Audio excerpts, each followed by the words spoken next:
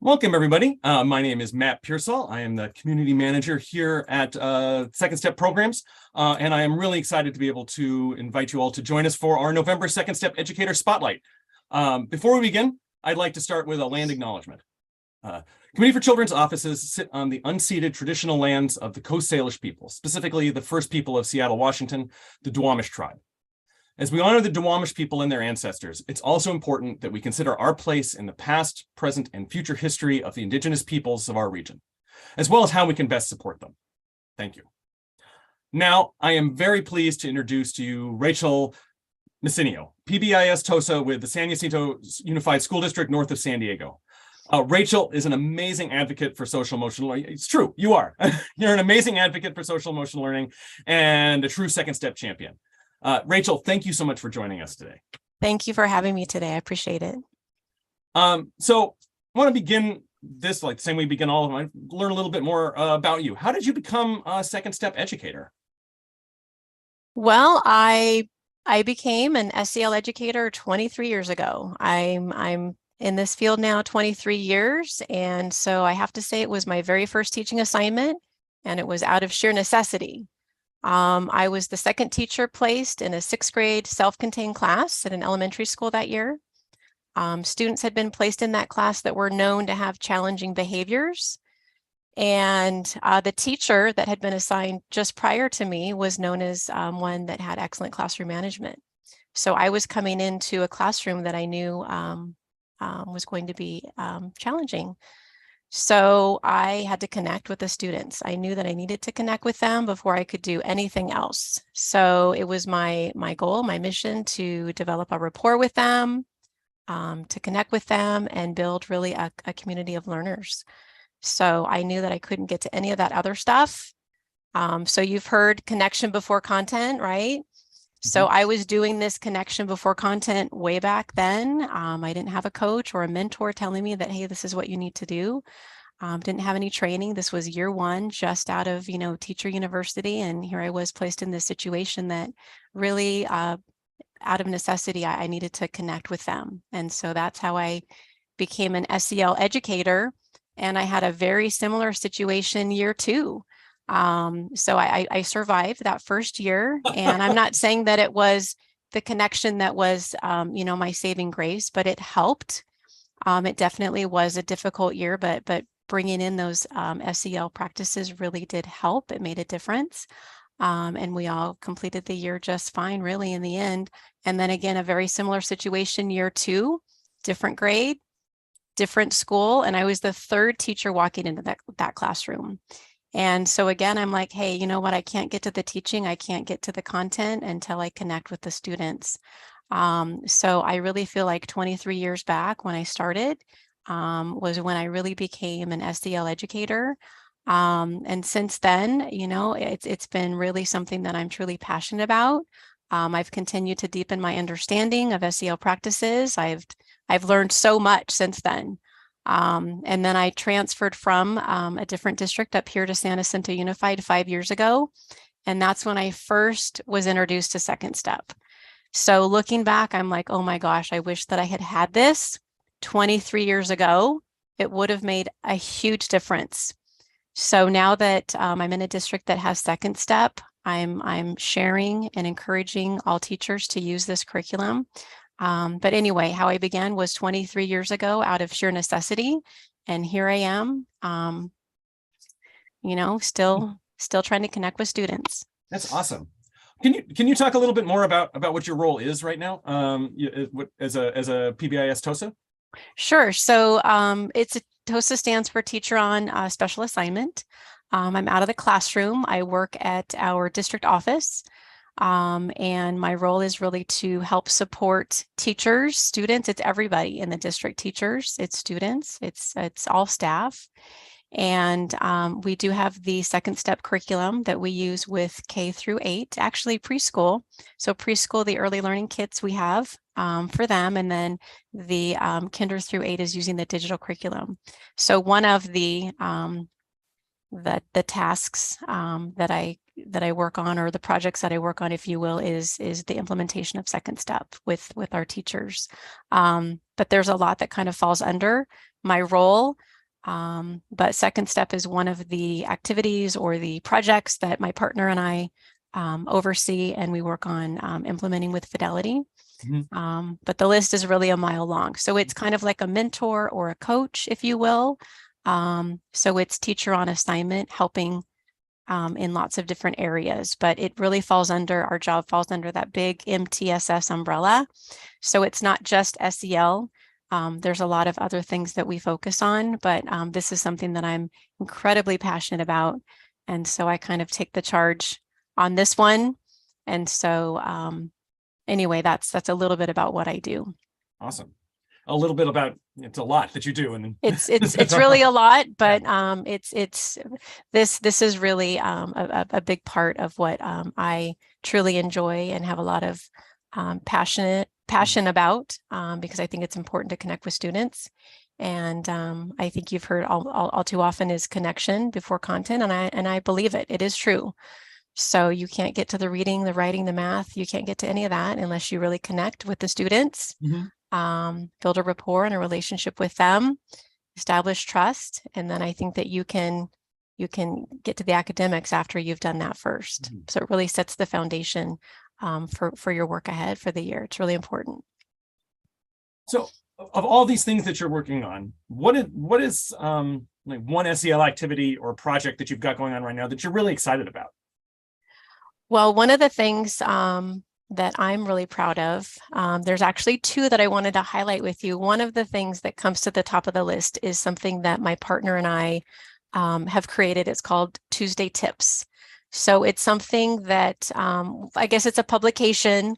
We use Google Slides. It's nothing really fancy, but it's basically something that we can provide to teachers once a month. So what we do with that is usually like our first page, if you will, talks about classroom management tips and strategies. It also has a lot of restorative practices, tips and strategies. So my partner works on that part. The second page, if you will, is all about Second Step and SEL practices. And so that's my part of this particular publication each month.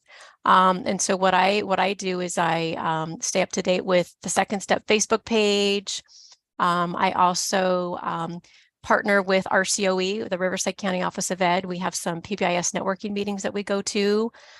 So I tap into resources and people to get these really great ideas to help build our publication each month. One of the things that I include would be any of the Second Step updates. And so I really appreciate the curriculum having that update section. And I know the teachers, they could find that. They have access to the curriculum and they could look, but I know that teachers are just really hard pressed for time each and every day. And so I take all these really great ideas that I get from other people and I kind of synthesize them and summarize them into this nice little package with a bow on it, if you will.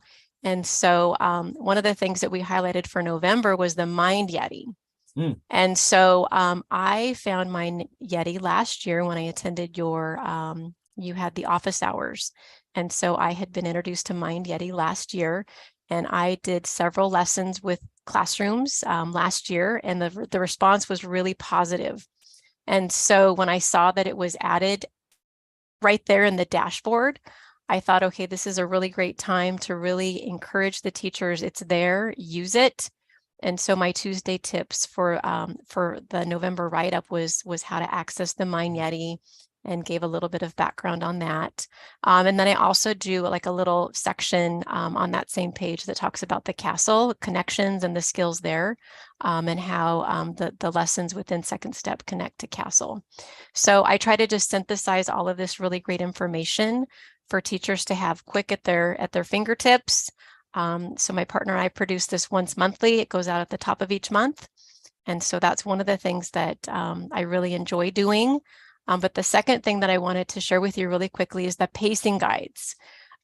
So we have been promoting the use of the pacing guide since the end of last year, and then again at the beginning of this year. And so we've really seen some sites take that on, and they're mapping out when they're actually teaching the lessons. And so when we meet with each site monthly, my partner and I meet with the site administration monthly, and we go over their usage report and we have seen an uptick in the usage. So we just wanted to, say thanks for creating the pacing guides, and it's definitely something that we're using. And so hopefully it's a tool or another resource for the sites to use. And I think when you have something on the calendar, you're more likely to pay attention to that and, use that definitely as a guide. So again, some sites are using it, some are not, but this is our second year with the digital curriculum, and we are seeing an uptick in the usage when we look at the report. So anyway, those are two of the things that I'm really proud of and wanted to highlight those for you. I like the report feature. And so that's really something also that we share with our sites each month is the usage report. And so we go over the detailed one, the Excel version, and we really showed principals how to dig into that Excel document and then let them decide how they want to approach it with their site.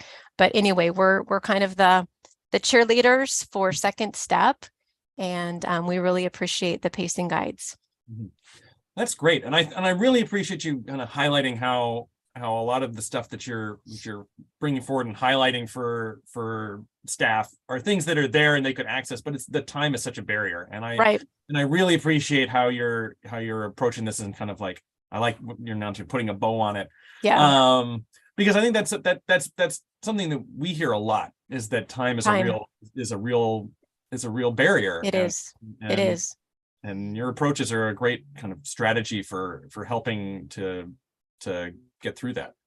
It really helped that I taught second and third grade using the Second Step curriculum. And I explained to them, the teachers, them meaning the teachers here in our district, that, I took the web-based content from Second Step and I created my own Google Slides. And I did this for during COVID time when we taught online. And this was prior to our district purchasing the digital curriculum. And so when I transitioned into this role here and came to the district office and I learned that we had this amazing digital curriculum, I'm like, oh my gosh, you took my idea and ran with it. So don't tell anybody. Don't tell anybody. Exactly, I know, but I know what it's like to use the curriculum. I used it, I taught with it, and so I can show the teachers, some tips and tricks on how to save time and really maximize the lesson. And it's really important to explicitly teach these skills so that students can better access the content. So like you said, yeah, it's a huge time saver in my opinion. Being that I don't have a classroom, I have a few more minutes in my day, perhaps to read this extra article or to check out this resource over here and just kind of synthesize it. But we've had some positive response from our Tuesday tips. This is the second year in my role here at our district office as a TOSA, and this is the second year that we've produced the publication Tuesday tips. We started mid-year last year. So it's something that we're, at least I'll speak for myself, I'm proud of. But we're also really happy to encourage the use of the pacing guides and the use of the reports so that principals can really see. If they're not in the classrooms, this is a way for them to see, okay, who's really teaching the lessons. But I know principals are in the classroom. I just know that they have so many things going on. This report feature that they can use is really helpful, I think. Well, that's great. So you're in year 2 now of a digital implementation, and you're in year 5 of using the Second Step program, and you're in year 23 of teaching social emotional learning. Yep. What advice do you have for other educators that are looking to kind of do the same sort of work that you're doing? Well, in my opinion, it doesn't take much to incorporate SEL into your day. It really doesn't. I know that all too often we hear folks say, that's just one more thing you're asking me to do. It's extra work. I just don't have time in my schedule for one more thing. So in my opinion, I don't think it takes much at all to incorporate SEL into your day. So I would say, can you start by greeting your students at the door each morning? Can you use their name when they walk in the classroom and greet them? And for middle and high, when the kids have different passing periods, so each class period. So can you greet them at the door? That's something simple. Can you hold a circle? So we do a lot of restorative circles in our district. And so can you have a circle? It can be a community building circle. Can it be once a week? And then you eventually move towards having a circle 2 times a week or 3 times. It doesn't have to be every day, but something small like greeting the student at the door or holding a circle, or even just belly breathing. So I know that students of all ages sometimes feel anxious when they're going into, a testing situation. So just taking a few moments to teach them about belly breathing. This is what it could look like. This is when you could use it. So these are just some very simple things that you could incorporate in your day without really taking a whole lot of time. And so I know that we've used the analogy of a plate. I don't have any more room on my plate. Well, there's a very wise employee in my district here. I won't mention her name, but she came and presented to our staff when I was a classroom teacher at an elementary school here in San Jacinto, and she said that this SEL foundation is the plate. You can't get to anything else unless this is your foundation. This is the plate. So it's not one more thing on the plate, but it's the plate itself. And so that really resonated with me when I heard her speak. And that's kind of the analogy that I have and I share with teachers. It's not one more thing. It really isn't one more thing. This is your foundation.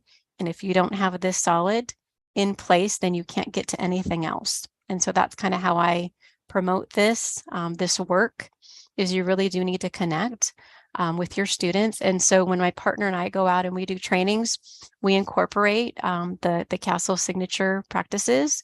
And so it's connecting with adults too. It's not just connecting with students, but it's connecting with your audience, whoever that might be. So those are some offerings. It really doesn't, in my opinion, take much more. With the second step lessons, obviously you need to carve out some time. But if you're trying to figure out how in the world do I incorporate SEL into my instructional day, these are the things that I would suggest that maybe teachers could start with. So, I mean, those are awesome suggestions. And I appreciate kind of the different ways that people can kind of like step into this work. We just got a question from one of our community members, Eddie, who is actually asking about your Tuesday tips, and if those are online anywhere, or if there's a way for folks to see what you're putting together. Yes. So from our district webpage, so San Jacinto Unified School District, once you click on, and I can share the link with you and maybe you can post it. Yeah. But so my district is San Jacinto Unified, and from the actual homepage, there should be a tab that says staff. And if you click on the tab that says staff, there should be a link right there that says community support webpage. So from there, you should be able to find it. It's under, I'm going to see if I can find it really quickly here. Staff, family, yep, it's community support, San Jacinto Unified. And then there's a tab that says teachers and staff. So you'll see home, administrators, teachers and staff, and then Tuesday tips. So everything that we've created so far is posted there, and it's a Google slide view only. And we started in February of last year. And so our most recent November is already posted. So I can send you the navigation path if you want to post it later, but it's from our district page. And then you click on staff, and then it's called SCPS. That stands for Student Community Personnel Support. That's the department I work for. And then you'll go to teachers and staff. You described it so well. I already found the link and I put it up. Okay, perfect. Great.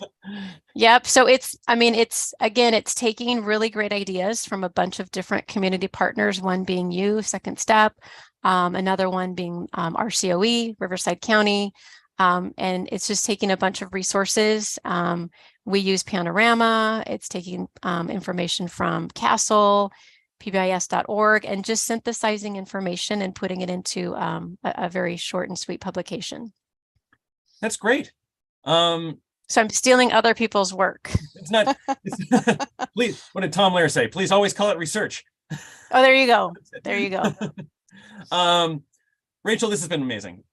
We've gotten a chance to talk several times about Second Step, but this is the first time I've really gotten a chance to hear about all of the work that you're doing. And I think I can speak for everybody in the community to say that this has been really wonderful to get a chance to connect with you and hear about your work. It's inspiring. It's certainly the best part of my day, getting a chance to hear this. So thank you so much. Thank you. I just wanted to thank you for the opportunity to collaborate and partner with you, and then also our RCOE partners. And I don't do this work alone. I have some amazing folks. I have a TOSA partner, Venus, that I work with closely, and an amazing department, student support. We basically we handle everything else. We have ed services that's like the academics, and then our department, we handle everything else. So it's really an amazing group of individuals that focus on this work as well. So it's not just me, but I'm really proud of the work that we do, and I'm grateful for your partnership. So thank you. Of course. And for all y'all who are watching, I want to let you know that, first of all, thank you very much for attending. And also to let you know that the conversation doesn't need to stop here. For those of you who are watching in our community, you know about it already, but if you don't, I highly encourage you to go and join the Second Step Educator community, where you can connect every day with amazing educators like Rachel. Rachel is one of our is a wonderful presence in the community, along with so many other people. And this is a great professional learning community of educators who are dedicated to social emotional learning in the Second Step program. And we would love to see you there. But until then, thank you all very much for attending.